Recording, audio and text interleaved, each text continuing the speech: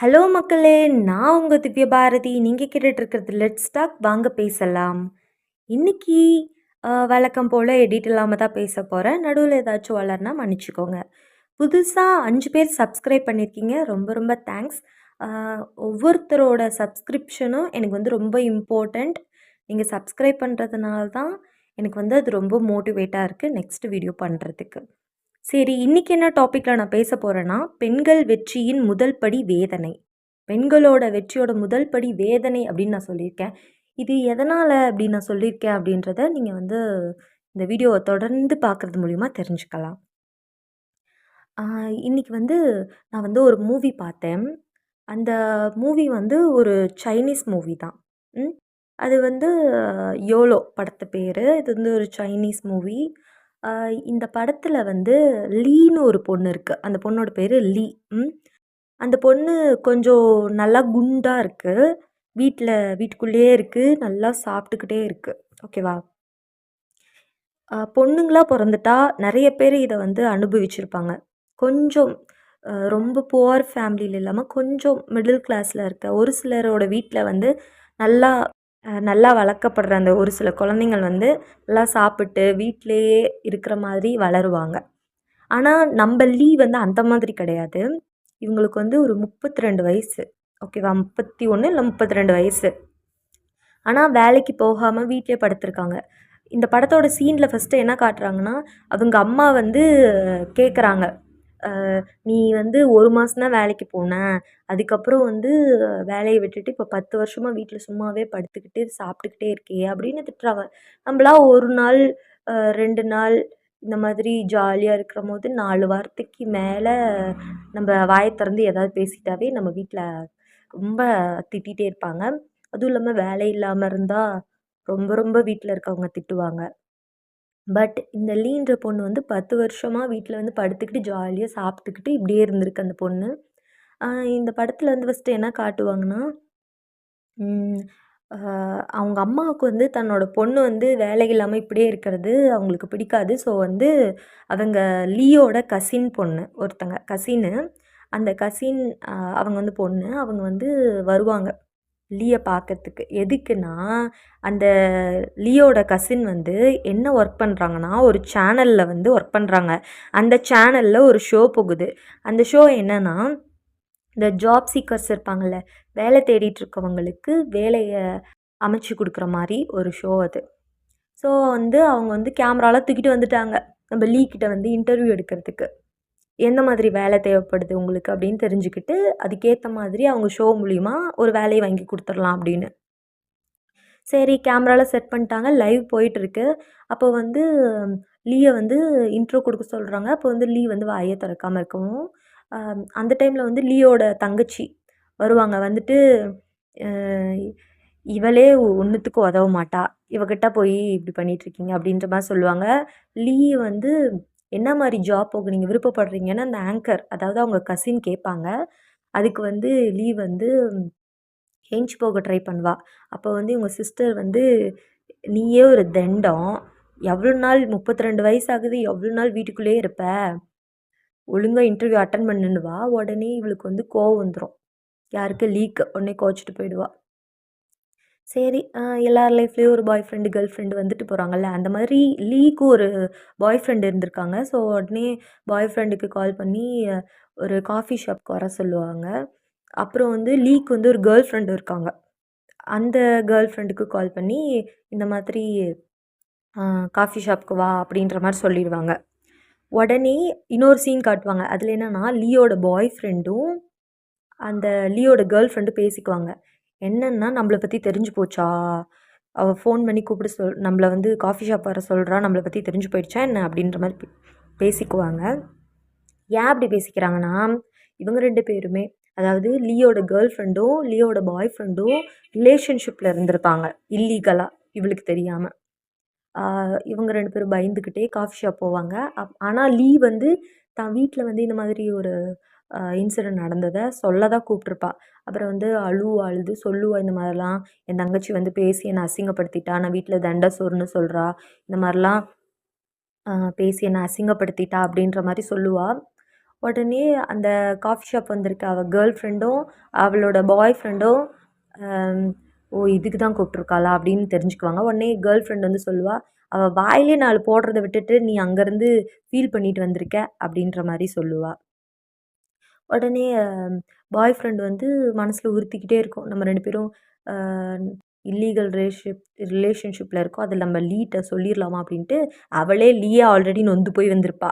இவங்க வேற சொல்லிடுவாங்க, இந்த மாதிரி நாங்கள் இல்லீகல் ரிலேஷன்ஷிப்பில் நாங்கள் இவ்வளோ நாள் இருந்தோம் அப்படின்ற மாதிரி சொல்லினோன்னா, நம்ம லீக்கு ஒரே சோகம். இது மட்டும் இல்லாமல் அவள் கேர்ள் ஃப்ரெண்டு எங்களோட கல்யாணத்துக்கு நீ தான் துணை பொண்ணா வரணும் அப்படின்னு வேற சொல்லுவாள். உடனே லீக்கு ரொம்ப கஷ்டமாக போயிடும். உடனே ஐயோ நம்மளோட பாய் ஃப்ரெண்டோ நம்ம கேர்ள் ஃப்ரெண்டோ இவங்களும் இப்படி பண்ணிட்டாங்களே அப்படின்ட்டு ரொம்ப சோகமாக அந்த இடத்த விட்டு ஏஞ்சி வந்துடுவா. ஏஞ்சி வந்துட்டு வீட்டில் இருப்பா. வீட்டில் இருக்கும்போது ஆல்ரெடி லியோட தாத்தா, அவங்க தாத்தா இருக்கார்ல, அவர் வந்து சாகிறதுக்கு முன்னாடி வந்து ஒரு அப்பார்ட்மெண்ட்டை வந்து இவளோட பேரில் எழுதி வச்சுட்டு செத்துருப்பார். இப்போ என்னன்னா லியோட தங்கச்சிக்கு வந்து ஒரு குழந்த இருக்குது. அந்த குழந்த வந்து ஸ்கூலுக்கு போகிறதுக்கு அந்த அப்பார்ட்மெண்ட் தான் சௌகரியமாக இருக்குது. ஸோ அதை வந்து இப்போதைக்கு என் பேரில் எழுதி கொடுங்க அப்படின்னு இவங்க லியோட தங்கச்சி அவங்க அம்மாட்ட சொல்லிட்டு இருப்பா. அவங்க அம்மா வந்து லீலாம் அதை எழுதி கொடுக்கறதுலாம் வாய்ப்பே இல்லை அப்படின்னு சொல்லுவாங்க. அப்புறம் அவங்க அம்மாவும் அவங்க தங்கச்சியும் லீ கிட்ட வந்து இந்த மாதிரி அப்பார்ட்மெண்ட்டை வந்து குழந்த பாப்பாவோட ஸ்டடி ரிலேட்டடாக இந்த அப்பார்ட்மெண்ட் வந்து அவங்க கொஞ்ச நாள் வச்சுருக்கட்டும் அவங்க அப்படின்ற மாதிரி அவள் பேரில் மாற்றி கொடுக்க சொல்லுவாங்க.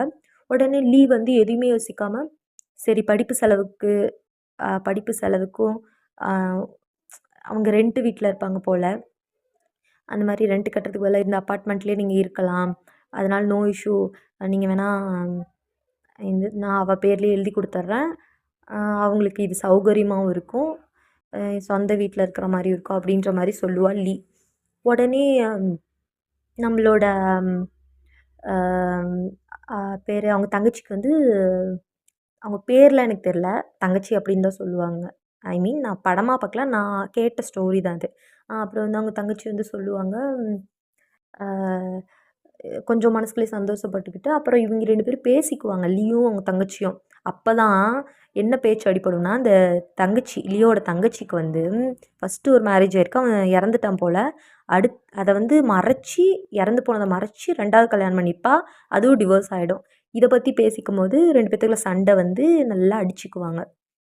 அடிச்சுக்கிட்டு சரி நான் அந்த வீட்டை விட்டே கிளம்புறேன் அப்படின்ட்டு எல்லாம் பெட்டி படிக்கெல்லாம் பேக் பண்ணிக்கிட்டு லீ கிளம்புவா. அப்போ வந்து இவ்வளோ நாளாக வேலையே இல்லாமல் வீட்டில் இருந்தவ திடீர்னு கிளம்புவா. அவங்க அம்மா வந்து ஃபஸ்ட்டு தடுப்பாங்க, ஆனால் லீ கேட்கவே மாட்டா, எல்லாத்தையும் பேக் பண்ணிவிட்டு எடுப்பா. இப்போ கொஞ்சம் காசு கொடுப்பாங்க, சரி நீ போகிறதா அப்புறம் இந்த காசு எடுத்துகிட்டு போன்னுவாங்க. அவள் அந்த காசை அங்கேயே போட்டுருவா. எனக்கு காசெல்லாம் வேண்டாம் அப்படின்னு கிளம்பி போயிடுவா. கிளம்பி போனால் ரெண்ட்டுக்கு வீடு எடுக்கலாம், வாடகை வீடு எடுக்கலான்னு பார்த்தா எல்லா இடத்துலையும் வாடகை வீடு ரொம்ப காசு அதிகமாக கேட்குறாங்க. சரி கொஞ்சமாக ஏதாவது காசு இருக்க மாதிரி கிடைக்குமான்னு பார்த்தா கம்மி வாடகைக்கு வீடே கிடைக்கல. சரி அதிகமான வாடகைக்கு தான் கிடைக்கிது அப்படின்ட்டு ஃபீல் பண்ணிகிட்ருப்பா. அப்போ திடீர்னு அவள் ஃபோனுக்கு ஒரு நோட்டிஃபிகேஷன் வரும். நோட்டிஃபிகேஷனை பார்த்தா அவங்க அம்மா காசு அனுப்பியிருப்பாங்க. சரி அப்புறம் அங்கேயே ஒரு வீடு வாடகைக்கு எடுத்துகிட்டு பக்கத்துலேயே ஒரு ஹோட்டல், அங்கே வந்து வெயிட்ராக சர்வ் பண்ணுற மாதிரி ஒரு ஒர்க்கு பண்ணலாம் அப்படின்ட்டு போய் ஜாயினும் பண்ணுவாள். அங்கே வந்து ஒரு நாள் வேலை பார்த்துட்ருக்கும்போது நைட் டைமு எல்லாத்தையும் க்ளோஸ் பண்ணுறாங்க ஹோட்டலை. அப்போ வந்து அவங்க ஓனர் வந்து வெளியில் கார் இருக்குது, அதில் உள்ள ஒரு திங்ஸ் வச்சுருக்கேன், அந்த சாவி மாதிரி ஏதோ ஒரு பொருளை வச்சுருக்கேன், போய் எடுத்துகிட்டு வா அப்படின்னுவார். உடனே கார் சாவி கொடுத்து அனுப்புவார். உடனே இவளும் வெளியே போய் கார் சாவியை போட்டு காரை ஓப்பன் பண்ணிட்டு உள்ளே ஏதோ ஒரு சாவி எடுக்க போவாள். அப்போ வந்து கைப்பட்ட ஹெட்லைட் ஆன் ஆகிடும். அந்த சைடு ஆப்போசிட்டில் வந்து அங்கே ரோட்டுக்கிட்ட யார் நின்றுட்டுருப்பாங்கன்னா, பக்கத்தில் வந்து ஒரு பில்டிங் இருக்குது, அது வந்து பாக்ஸிங் சொல்லி கொடுக்குற பாக்ஸிங் சென்டரு, அந்த அகாடமி அது. அங்கே வந்து நிறைய கோச் இருக்காங்க. அதில் ஒரு கோச்சு யூரின் பாஸ் பண்ணிகிட்ருப்பாரு, உச்சா போயிட்டுருப்பாரு. இந்த ஹெட்லைட் வந்து அவர் மேலே அடிச்சிடும். இவ வேற பார்த்துருவா. அவர் உச்சா போகிறத பார்த்தோன்னே அந்த கோச் உச்சா போகிறத பார்த்துட்டாளே அப்படின்ட்டு கோச் என்ன பண்ணுவார், அப்படியே கையில் வச்சுருந்த பாக்ஸிங் க்ளவுஸை போட்டுட்டு ஓடி போயிடுவார்.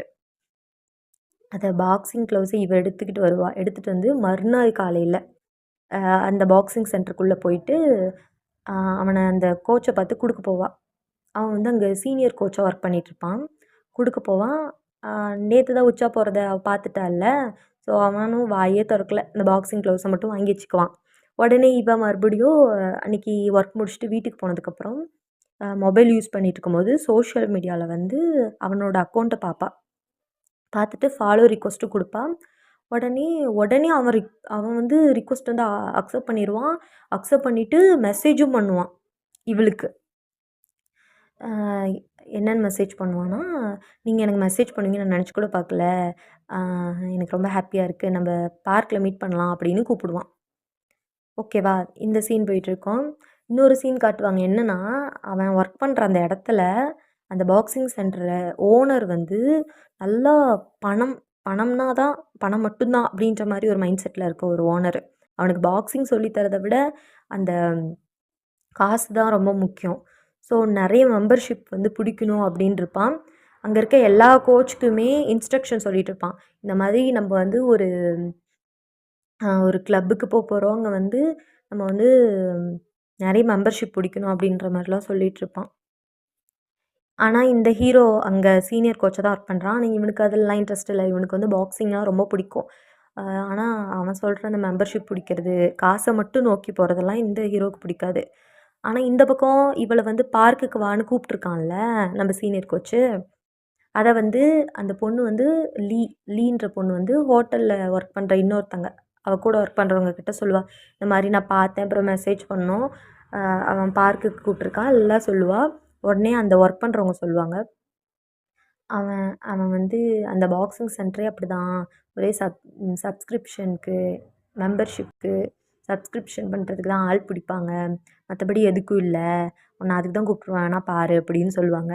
ஆனால் நம்ம மனசுக்குள்ள அவன் நம்மளை அதுக்காக கூப்பிட்ருக்கக்கூடாது அப்படின்னு நினச்சிக்கிட்டே இருப்பாள்.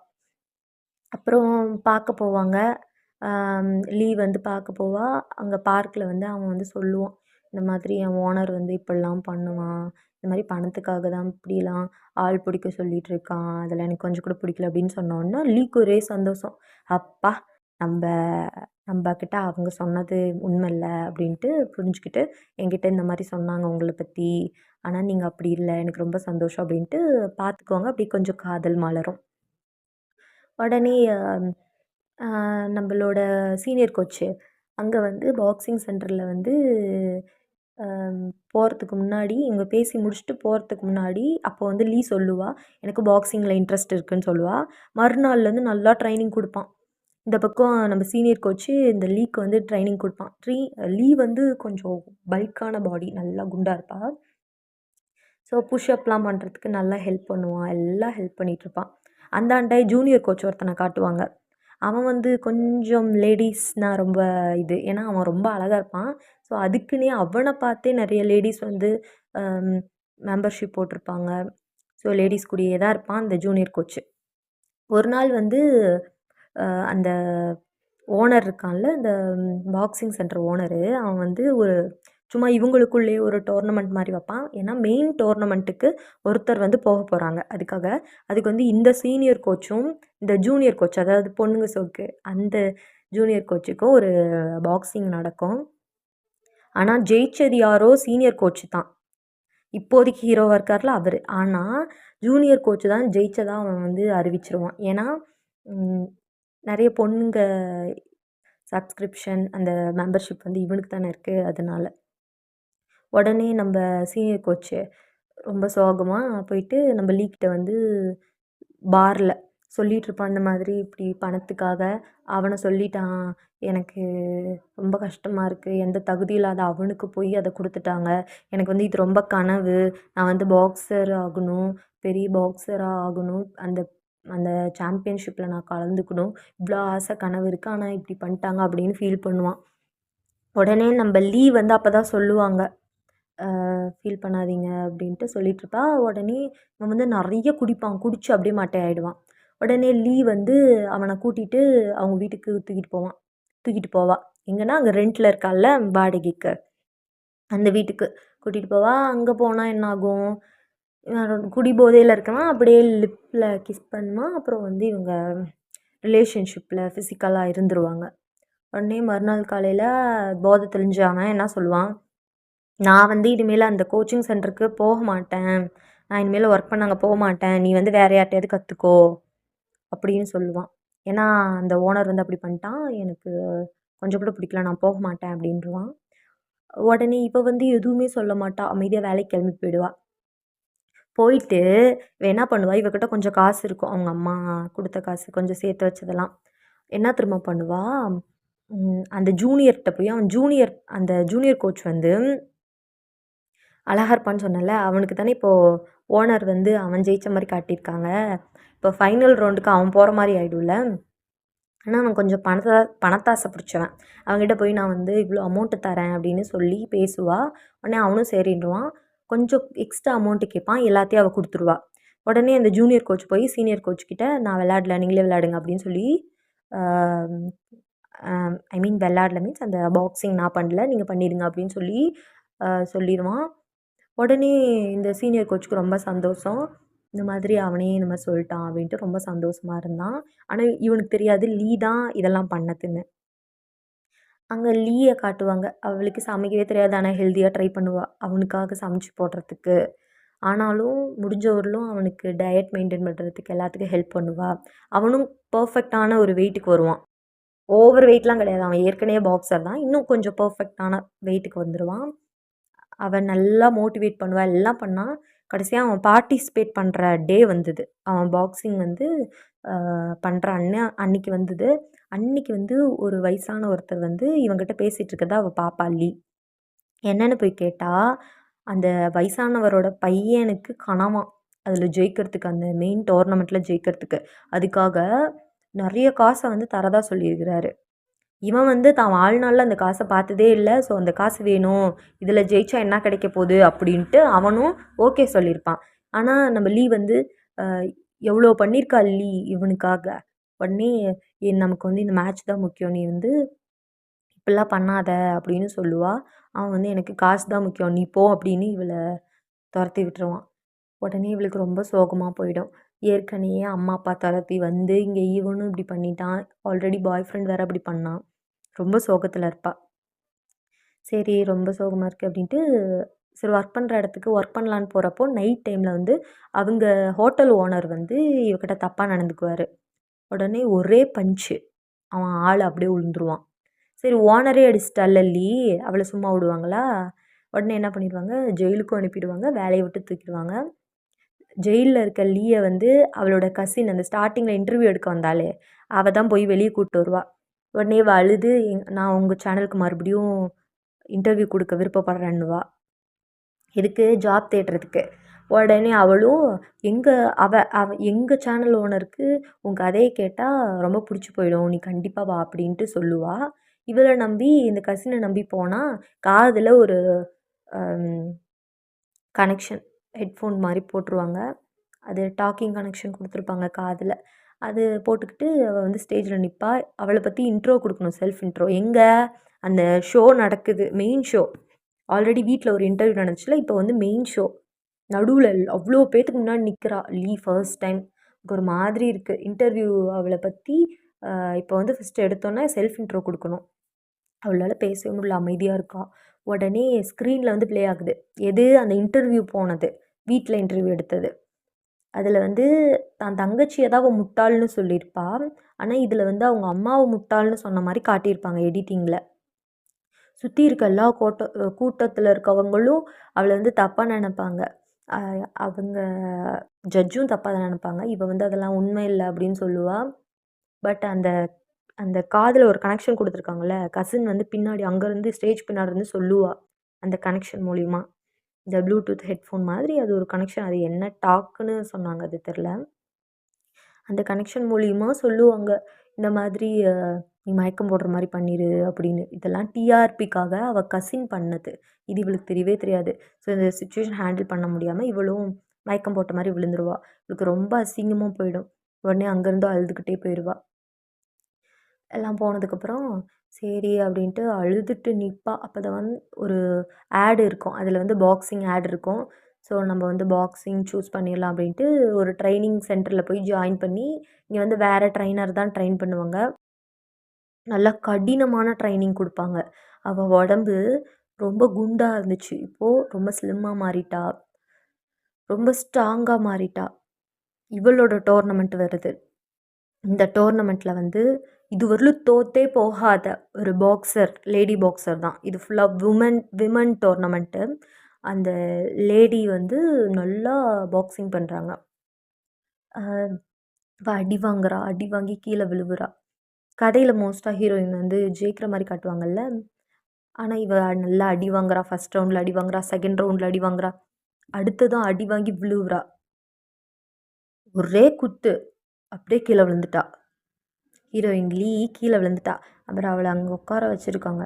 அந்த டைம் முடிகிற அந்த கொஞ்ச நேரத்துக்கு முன்னாடி அவள் ஏந்திரிச்சு அடிக்க வருவா. ஆனால் டைம் முடிஞ்சு போயிடும்.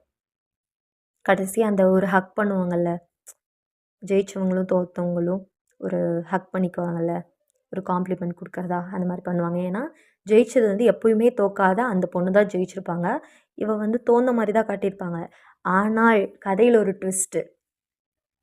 அவள் அந்த ஏந்திரிக்கும் போது எதை திரும்ப யோசிச்சிருப்பா, தன்னோட லைஃப்பில் ஃபஸ்ட்டு அவங்க அம்மாவும் தங்கச்சி இவளை தண்டம் ஒன்றுத்துக்கு உதவ மாட்டேன்னு சொன்னது, அதுக்கப்புறம் அவங்க பாய் ஃப்ரெண்டு கேர்ள் ஃப்ரெண்டு ஏமாத்துனது, அடுத்தது ஒருத்தன் கிட்ட போய் அவனுக்கு அவ்வளோ பண்ணி அவனும் இவளை வந்து யூஸ் பண்ணிக்கிட்டு தூக்கி போட்டது, கசினை நம்பி ஒரு சேனலுக்கு இன்டர்வியூ கொடுக்க போனால் அங்கே டிஆர்பிக்காக இவளை அசிங்கப்படுத்தினது, அந்த பாய் ஃப்ரெண்டும் கேர்ள் ஃப்ரெண்டும் ஏமாத்திருப்பாங்கல்ல, அந்த காஃபி ஷாப்பில் வந்து நீ தான் தொண பொண்ணா வரணும்னு சொல்லியிருப்பாள்ல, நிஜமாவே தொண பொண்ணா வேற போயிருக்கிறா. அதெல்லாம் நினச்சி பார்க்குறா.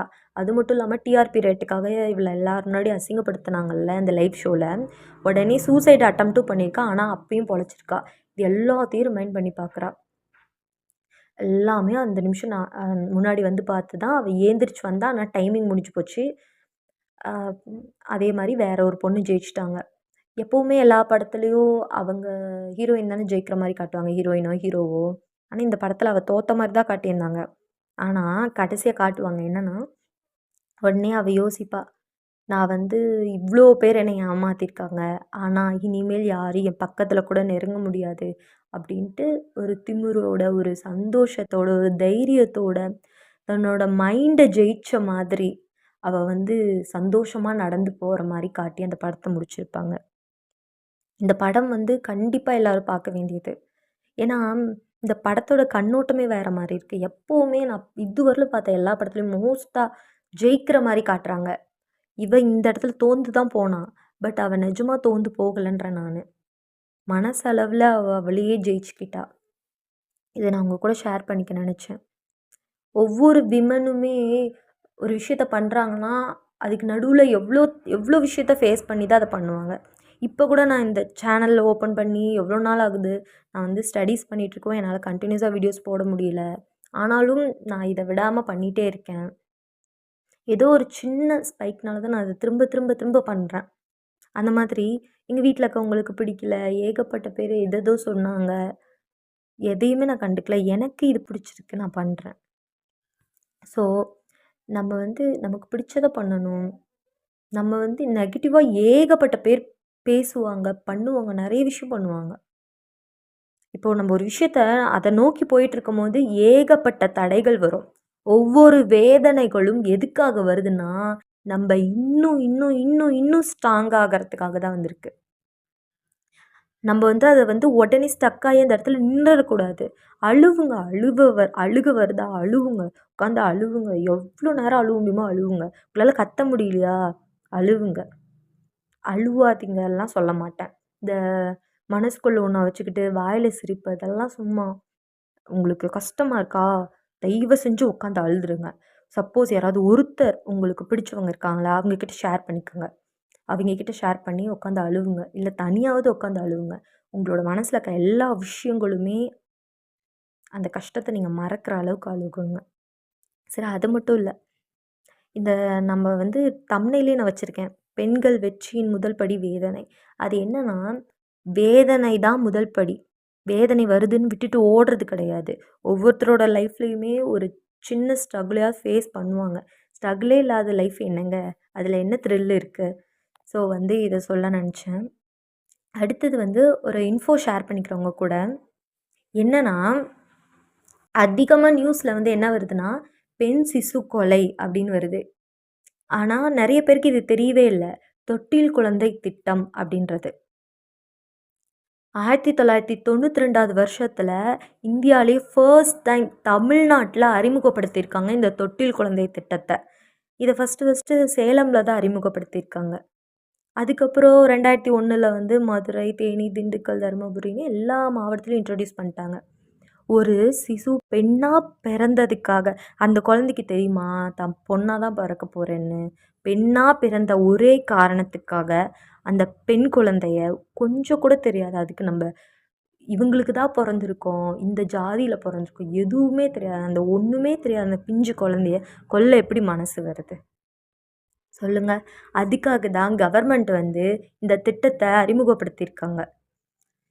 நான் வந்து இந்த திட்டத்து மூலியமா அ எனக்கு வந்து என்னோட குழந்தைய வந்து பார்த்துக்கிறதுக்கு வந்து சரியான செல்வம் கிடையாது. நான் ரொம்ப ஏழையா இருக்கேன். ஒரு குழந்தைய பார்த்துக்கிறதுக்கு எனக்கு வந்து முடியல அப்படின்றப்போ, இதுவும் ஏத்துக்கிறது தான். நீங்க இந்த குழந்தைய பெத்துக்கிட்டீங்க. நீங்களே தான் வளர்த்தாகணும். அப்படின்ற எந்த கட்டாயமும் இல்ல. உங்களுக்கு விருப்பம் இல்ல அப்படின்ற சமயத்துல, உங்களால பார்த்துக்க முடியல, உங்க ஏழ்மை நிலை காரணம்ன்ற பட்சத்துல, இல்ல இந்த குழந்தைய வளர்க்கறதுக்கு எனக்கு விருப்பம் இல்ல. இது மறுபடியும் எனக்கு 3வதா பெண் குழந்தை பிறந்துருச்சு, 4வதா பெண் குழந்தையா பிறந்துருச்சு. எனக்கு இது வேண்டாம் அப்படின்ற நீங்க நினைக்கிற பட்சத்துல, இந்த தொட்டில் குழந்தை திட்டத்த நீங்க பயன்படுத்திக்கலாம். நெறைய பேரு அத சுமையா நெனைக்கிறீங்க. ஒரு பொண்ணு நெனச்சா இப்ப இந்த உலகத்த பொண்க தான் ஆட்சி பண்ணிட்டுருக்காங்க. இந்த காலத்துல போய் எனக்கு ஆண் குழந்தை தான் வேணும். இதெல்லாம் என்ன என்ன நியாயம்னு தெரியல. ஆனா ஒரு பொண்ணு நெனச்சா எல்லாத்தையும் மாத்த முடியும். இந்த மாரி தொட்டில்ல வந்து குழந்தைங்கள வந்து போடுறோம். எனக்கு வந்து வேண்டாம் அப்படின்னு நாங்க போடுறோம். எங்கள வந்து போலீஸ் பிடிக்குமா? அப்படின்னு கேட்டா, கண்டிப்பா பிடிக்க மாட்டாங்க. ஒரு குழந்தைய கொன்னு புதைச்சு, இல்ல காட்டுல தூக்கி வீசிட்டு போறாங்க. அதுக்கு பதிலா நீங்க அந்த குழந்தைய வந்து என்னால முடியல அப்படின்ற இடத்துல, அந்த குழந்தைய அங்க வந்து அந்த தொட்டில்ல வச்சுட்டீங்கன்னா, அந்த பொறுப்ப கவர்மெண்ட்டே எடுத்துக்குவாங்க. இந்தியால வாழ்ற மக்களும், இல்ல வெளிநாட்ல வாழ்ற இந்தியர்களும், இல்ல வெளிநாட்டவர்களும் குழந்தை வேணும்னு நினைக்கிறவங்க, அவங்க தத்தெடுத்து வளர்த்துக்குவாங்க. ஸோ, இப்படி ஒரு திட்டம் இருக்கு அப்படின்றத எல்லாரும் கண்டிப்பா தெரிஞ்சுக்கணும்.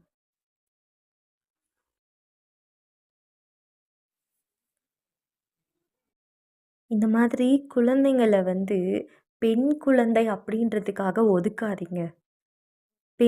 அந்த பெண் குழந்தைய அந்த பெத்துக்கிறதுக்கு அந்த பொண்ணு எவ்வளோ கஷ்டப்பட்டுருக்கும். சொல்லுங்க. இத வந்து ஆண்கள் தான் பண்றாங்க, பெண்கள் தான் பண்றாங்கன்னு நான் சொல்லல. பொதுவாவே இது 2 இரு பாலினரும் பண்றாங்க.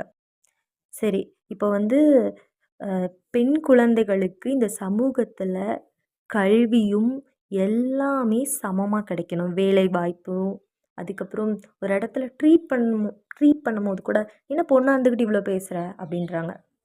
அதெல்லாம் வேண்டாம். ஆணுக்கு எவ்ளோ உரிமை இருக்கோ, அதே சம உரிமை பெண்களுக்கும் கொடுக்க வேண்டும். அத வந்து அத மட்டும் நம்ம வந்து எப்பவுமே மனசுல வச்சுக்கணும். நம்ம வந்து இந்த இந்த ஒவ்வொரு குழந்தைகளும், ஒவ்வொரு சிசுவையுமே நம்ம வந்து பாதுகாக்கணும். அதுக்கான கடமை நம்மகிட்ட இருக்கு. ஸோ, நம்ப ஒரு குழந்தைய எப்பவுமே அழிக்கணுன்ற எண்ணத்தோட வாழவே கூடாது. ஒவ்வொரு உயிருமே இந்த உலகத்துல பொறக்கிறது எதுக்காக? வாழ்றதுக்காக. ஸோ, அது பெண்ணா பிறந்துருச்சு அப்படின்றதுக்காக அத கொல்றது நியாயமே இல்ல. சரி, இதோட முடிச்சுக்கிறேன் இந்த ஆடியோவ. மறக்காம எனக்கு ஒரு லைக் குடுத்துருங்க. அப்புறம் சப்ஸ்கிரைப் பண்ணிடுங்க. உங்களோட ஒவ்வொரு சப்ஸ்கிரைபுமே எனக்கு ஒரு மோட்டிவேஷன குடுக்கும். அம் நடுவுல வந்து ஒரு சில இடத்துல வந்து திக்கி திணறியிருப்பேன். ரீசன் வந்து நான் கன்டினியூஸா பேசுறேன். தென் வந்து என்ன சொல்லணும்னா, எடிட் இல்லாம தான் போஸ்ட் பண்றேன். நடுவுல ஏதாச்சும் வளரி இருந்தா மன்னிச்சுக்கோங்க. அடுத்தது என்னோட வீடியோல வந்து ஏதாவது டெவலப் பண்ணணும், இல்ல இத கொஞ்சம் மாத்துனா நல்லாயிருக்கும், அந்த மாதிரி சஜஷன் இருந்தாலும் கமெண்ட் பாக்ஸ்ல சொல்லுங்க. தென் வந்து வேற என்ன டாபிக்ல நான் பேசினா நல்லாயிருக்கும்னு நீங்க நினைக்கிறீங்கனாலும், அதையும் கமெண்ட் பாக்ஸ்ல சொல்லுங்க. See you. Tata. Bye bye.